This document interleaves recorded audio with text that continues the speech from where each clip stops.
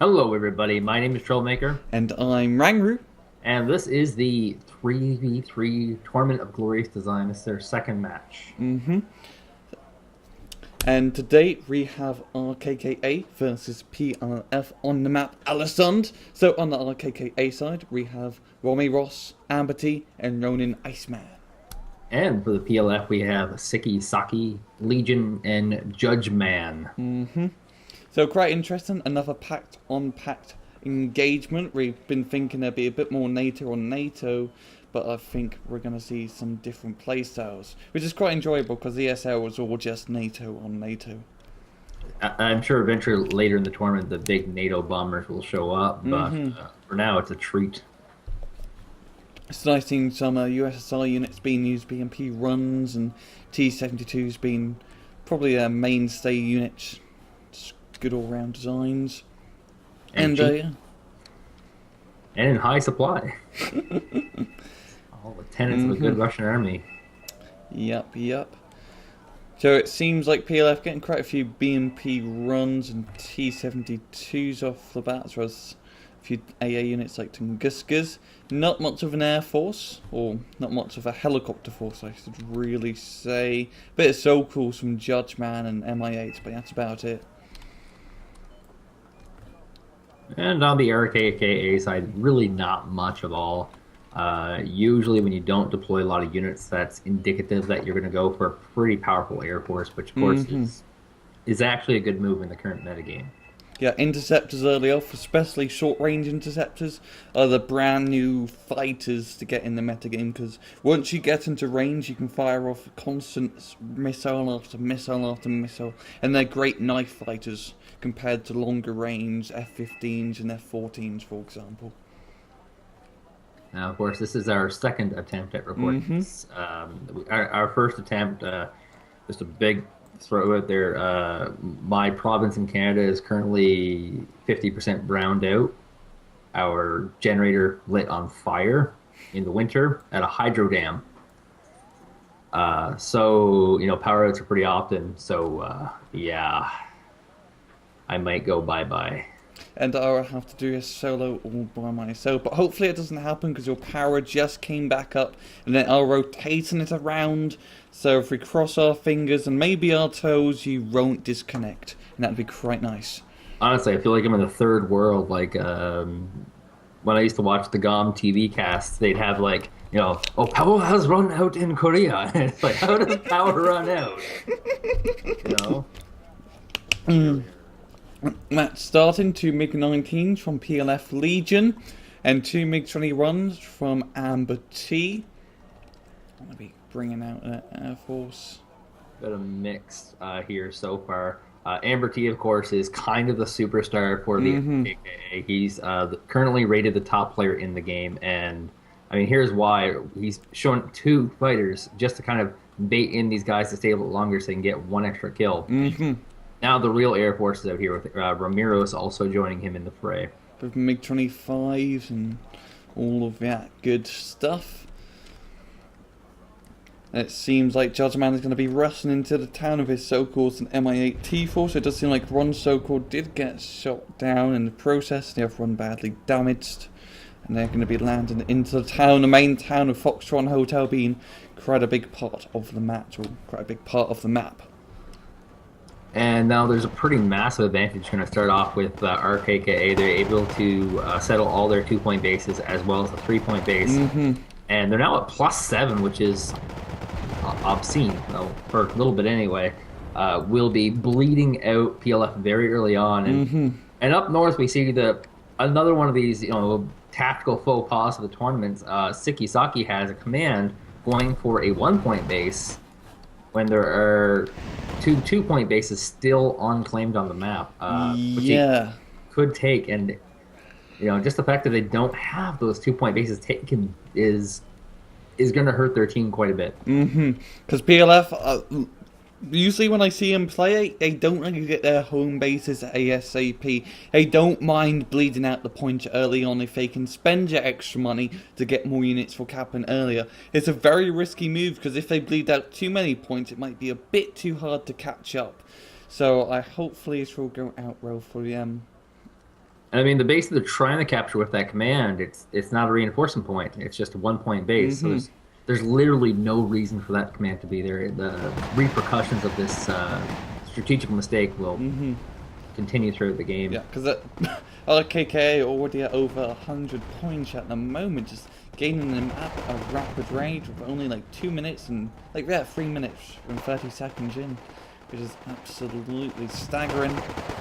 And there's no commands coming out. It's all anti-air units and some infantry. They've been getting more planes, and in fact, it's actually RKKA that looks like they might be taking the middle of the map. So, They do have an SU-7 from Judgemann coming in to burn up his much strictly in Sapri. AmberT has brought out. The commandos are moving up. It does seem like Judgemann, who's in the middle, ended up losing quite a bit of units, and AmberT just keeps bringing up constant reinforcements from the spawn. Now, a lot more sappers and not strictly coming out. I do like to know he's using them in Euros, the 1 point trucks, saving him a little bit of money out. now at Alpha, 2 infantry squad were deployed on top of an unprotected command, and they were able to get that kill, so they're not going to bleed nearly as much. But having said that, you can see right off the bat there's a tank and 30 infantry being rallied to that location to try and clean that up. They want to get that back as soon as humanly possible, and I mean, there's still no commands coming out here for PLF. They're still trying to win this war, and it's very, very risky play. Yeah, it's definitely on the knife edge in terms of tactics, because you can't keep on bleeding. You need to start capturing those back points. So that means they're going to have to stop reinforcing their frontal positions for a little bit. Oh, I see SikkeSakke bringing out Ron's CV. That looks entirely good. Sorry, to stop bleeding out a little bit more.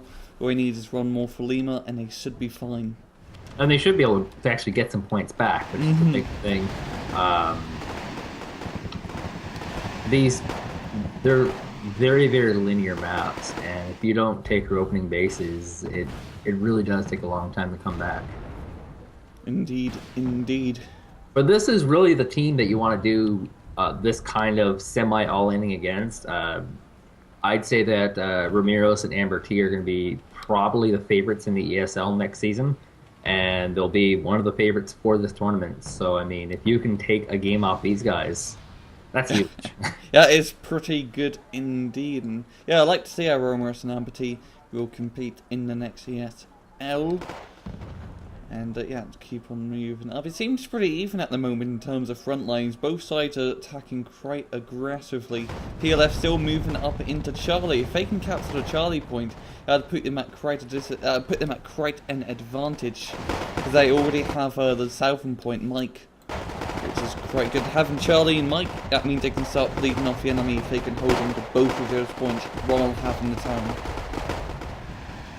Now, Alpha still hasn't been retaken, but I mean, RKKA are dealing with a really, really brutal northern flank, and they're just trying to invest as much of their resources into deflecting this right now.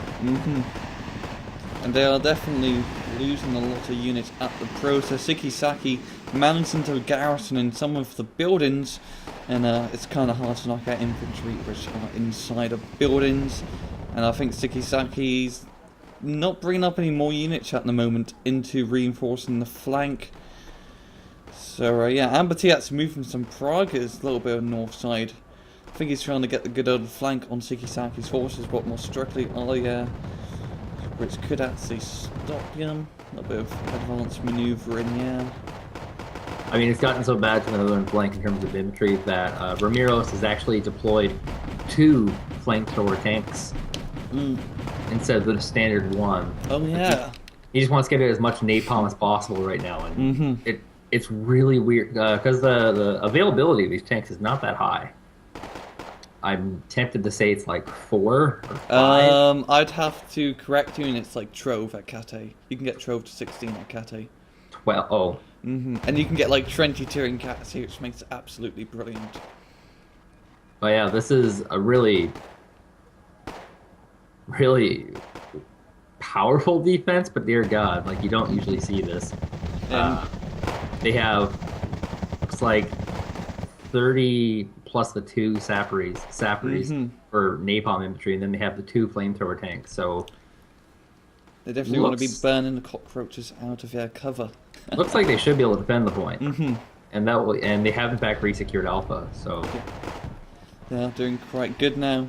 And yeah, SikkeSakke's kind of not moving up any more reinforcements into Charlie at the moment, so it seems like Romiros is going to take out easy peasy, and hopefully he can garrison it up against for hopefully a counter-attack that SikkeSakke may try and commit to. It looks like RKKA is going to start bleeding out as a command hits Mike. How long will pretty well depend on how long it will take them to secure either Charlie, or the more likely is actually Foxtrot, which actually, never mind, here they go. As I say that. Yep, BLDM capturing the Foxtrot, but are they going to try and move up into a hotel? They do have a lot of units in the middle town at the moment, a lot of Sapries and Monstrosities all mixing together. If they can capture this entire town, that would be quite a big accomplishment, as it is very hard to take it back because buildings, infantry, all of that good stuff. I do like to note how RKKA is also kind of moving around on the inner middle side. He has guys on the southern hill all ready to move up, and he was doing a little bit of poking into the northern hill, but didn't manage to make too much progress. Also two SU7s coming into the middle, maybe burning up the infantry a little bit. Huge napalm run. I mean, there's a pretty big difference in Pact styles right now. You can see in the middle, they have staged ridiculous amounts of anti-air, ground-based anti-air. And that's one of the big advantages of playing Pact right now. You do have a lot of flexibility with what you can do. The NATO, they don't have that great of ground-based AA. They don't get the good variety. They have the Roland too, which is great. The Roland Run, which is pretty good. And then the Flak Pans. Those are probably the three best NATO AAs that you can get. Well, Flat Pack has all the OSAs, all the ZSUs, the Books, and Guskas. All the Pack ground AA has a good purpose and has a really good defining purpose, while some of the NATO runs are a bit iffy in terms of what they can do. And kind of a stalemate right now. PLF kind of in a lot of trouble. They're moving a command to the middle of the base, middle, and that will help them out quite a bit. And but that's only if they can hold on to it. Oh, I was going to say stop Charlie. If they can stop Charlie, which is getting a command, they're in a good position. But I think RKKA has been probably too cost effective here. Yeah, speaking of cost effectiveness, they've really been using the very cheap units. Like AmberT keeps bringing out his PT-76 tanks, which are 10-point, really craptacular APC tank thingies, and he's using them quite effectively at the moment. He's going to be moving them over the northern hill. He could probably knock out a Tunguska or two of them if he does decide to move up, because all SikkeSakke has on that hill is bloody AA units. Or maybe just setting them up with the ambush, which is what I feel is like the big strength of that tank. They are pretty weak, but if they can hit back armor, they act pretty darn close to a big tank. Indeed. Also, the gun does shoot heat ammo, so it will always do at least 1 damage at maximum range and doesn't suffer from armor penetration losses. But here comes a big move up into this PLF stronghold. I see AmberT moving up a lot more strictly. The old Legion right on the ball of the SU7, napalming the entire road. Yeah, it's going to really stop that assault. I think go ahead. Yeah, it kind of shows like why people don't do infantry charges in the open like this. It's just too vulnerable to this kind of attack. Had he actually done the infantry rush from the cliff edge, which is to the north or the south, he would have gotten all those infantry across very easily. Yeah, indeed. Legion actually moving up a little bit of a counter-attack with BMP runs. I think he didn't really notice, and he's going to burn his own napalm, which is a little bit ironic. Right into the BMP-1 is a little heavily armored, so I mean, it has a lot of strength, so it wasn't as fragile as those 1-point vehicles, but clearly not paying attention. Yeah. And I think, AmberT's going to keep on moving up through the fire and the flames with PTs and not strictly out in the open. No, he's also now got the northern flank coming in as well. So he's got all his bases covered in this attack. I I don't know if it'll do anything. Yeah, I'm kind of skeptical as well, but he just has a bunch of infantry, even Ronin coping out on a little bit of the northern side. If they can just get into at least like 1 or 2 zones, they can really hold on to you. And they are using artillery and napalm and goddamn MiG-23s quite effectively. It's kind of working. I'm a bit shocked. And there's always like little things like throwing the Urals, empty Urals forward. Waste ammunition that they'll have to either resupply or they just won't have. A lot of that rocket's getting used there. And the northern flank is actually, they're doing very well. They're into position. They're going to grab one of these towns, looks like. Doing a very good job. And the sappers are moving forward. They're going to light fire to whatever's left here. Actually, the northern flank is very, very bad off right now. The southern flank is still pretty solid.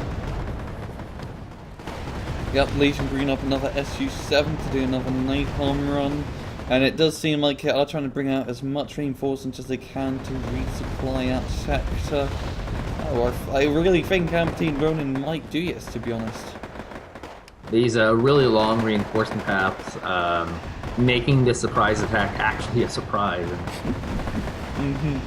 Can't actually rally in a lot of units. Even the northern flank is actually getting really bad. They've been pushed back out of the sector, out of the woods, and now they have infantry rushing through the woods to try and push forward. And the middle has also gone bad. Like every single front is doing really bad right now for PLF. Pretty well the entire middle has been dominated by PLF, and they can easily get a command back in there and start bleeding again. Yep. I have to say, AmberT RKKA just one giant blitzkrieg. They used artillery, ground units, and air assets all conjoined together to make such a big push, and I really love seeing that type of game style where you use everything effectively to help you move up. And now if you see in Mike, there's literally nothing left except for a few AA units and some reinforcements coming up. But by the time they do come up, the infantry should all be garrisoned in the buildings and ready to shoot out with RPGs. And just these these very cheap tanks now are going to be super, super effective at wiping out those infantry vehicles, wiping out any kind of anti-air, wiping out artillery, all this sort of stuff that the infantry normally will not deal with. Yeah, it's just I'm pretty amazed. I have to give a high five to RKKA to making this work. And yeah, they also just gonna have this place completely surrounded. They have a pretty good choke point on all the units coming up into Michael. Yeah, these guys like Romiros and AmberT and I guess Ronin are just really showing like why they are recognized as some of the top players in the game, because they're just playing absolutely perfectly right now. It's doing top-notch job, to say. And now going to have this Michael point captured. Yeah, most definitely they're going to have this place captured. And yeah, PLF are still gaining points at the moment, but I won't doubt that for too long. As to the Charlie CV and being killed. Right, no, it's just moving. Never mind. Would have got killed, but it's just repositioning a little bit. Even northern flank here are starting to capture that entire hill. I mean, there's a lot of stuff with their tactics, with their timings. They're just so perfect. Like, they rushed in with infantry. And keep in mind, the reinforcement points are really, really long. So everything has been planned well in advance. And instead of bringing in more infantry, they brought in 4 Factoria squads for later, so they can gain a forward position. So these guys are just absolutely phenomenal. Mike finally knocked out. Hotel has been captured temporarily, so they aren't bleeding just yet. And if they can get a CV onto Michael, they would definitely be gaining the moolahs and a lot of points at yet. Now I'm wondering if RKKA will do anything on the northern flank. I have a fishy feeling they might try and move up into Kilo, which will be pretty hard because Kilo is an air supply point as well as a ground respawn point. It seems like they're starting to just move units to camp that road, but I wonder if they're going to be staging an actual attack. And there is a Moto Strelki so far moving in to try and get into India, which of course would be golden. And there is a trick you can do with once you get into a sector, you can kind of just dance in between the sectors and gain the benefits of being in a sector while temporarily not being in a sector. Yeah, if he could just like split up his Strelki all around the towns and forests, he can really just have a good ambush point, and it'd be very hard to try and knock him out. It's just also very classically styled play. They have a very good arc. They have no open ends. Nothing here is all in. They've covered all their flanks. They're not leaving anything unprotected. Like there's a Spetsnaz up north that's trying to ambush man, but it's being greeted by 20 plus sappers and a Moto Strelki. So definitely have all their flanks covered. There's also some KA-29s and try and deal with those sneaky peeky Spetsnaz. Also like to note, PLF Legion on the southern side, his viewer Dorsey recon squad is still alive, right behind enemy lines. Probably getting some good information off the enemy. Oh, no, not actually. Just looking in, you can't really see much of that. He's getting the reinforcement information, which of course is the essential stuff. He has a small sliver view of the road. He sees there's a command coming in. He'll see the pre-1971 tanks coming out. All that good stuff. Now, it does seem like Legion is getting a bunch of MI2 Salamanders, and they are just trying to defend the Mycon attack road with a bunch of Concords, infantry, and BMP runs. And unfortunately, doesn't really have any helicopter killers available right now. Just the Tunguska, which, I mean, these need more than just one. Yeah, if you just have one Tunguska, it fires up at one helicopter, and the other two kill it. But it seems like they are doing some sneaky business, or not sneaky business, but a bit of recon business. Iceman just probing his Urals up into Lima, and he stretched those keys to bloody hell. I'm not even going to try and pronounce that. I'm just shooting them off. But they are racing a lot of ammo because it is just a Ural. And I'm thinking Iceman, he might try and attack Lima. Oh my god, they have Moto Strelki knocked out. It just happened, and now they're bleeding them out again.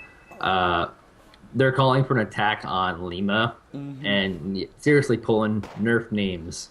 Seriously. Yeah, I do love it how Romiros has all his mods directly split up in all the towns. It's brilliant. Great ambush points, yeah. If anything comes down that road, it's going to be greeted by an RPG and a gunfire at Yat. And it's great. I love Yat not keeping all your eggs in one basket. He's also not playing desperately. Like a weaker player would rush these infantry into Kilo and try and gain, a forest, trade a forest, and this is just going to pay out so well. There's 3 mortars passing through here already. Oh, well, there's some mortars left. And yeah, MI4's coming in to try and secure them up strictly. Get no more mortars anymore. And yeah, it does seem like RKKA are moving up into India, but a bunch of ground forces from bloody hotel spotting those commandosis. And yeah, if they can move up into India, it'd be a good game. Even into Lima, because that's like a +2 point. Oh, there goes Legion, and I think this is actually going to be a good game. Yeah, it feels like they just didn't have a chance. Romiros, AmberT, Ronin, they've clearly practiced for this tournament, for other tournaments, and just total domination. But it's a good experience. It's good. Yeah. If you lose a whole bunch, you get to watch your matches and see the mistakes. You can see little things like, did we really need 2 FOBs when we didn't use either of them? Should we have put that command up on the northern flank? It's all little things that will kill you, but hopefully you learn from your mistakes. But overall, very good play out from RKKA. Very aggressive play, so not giving PLF any ground to hold on to. And it's a long tournament. It's round robin style-ish. stylish. Stylish.